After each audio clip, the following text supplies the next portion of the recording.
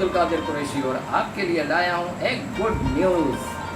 बिनते हवा ग्रुप पहली मर्तबा आपकी ईद की खुशियों को दोबाला करने के लिए ला रहा है एक शानदार फेस्टिवल। जी हाँ, स्टील टाउन ऑफिसर्स क्लब में ईद वासी को रोज़ाना एक शानदार फेस्टिवल जिसमें होंगी बहुत सारी चीज़ें जैसे जैसे जैसे जी हाँ, वहाँ पर बच्चों के झूले भी होंगे और बड़े मज़ेदार खानों के स्टॉल भी होंगे। अच्छा ये बताएं, वहाँ पे म्यूजिक शो होगा? अरे वहाँ पर एक बड़ा ज़बरदस्त वैरायटी शो होगा जिसमें हमारे मुल्क के बड़े बड़े गुलकार, अदाकार और कॉमेडियंस शिरकत करेंगे। फिर तो बहुत मजा आएगा। तो हम यहाँ क्यों बैठे हैं? चलो चलने की तैयारी करते हैं।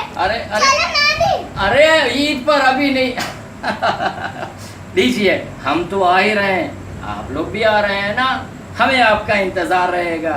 थैंक यू बिनते हवा group, thank you very much.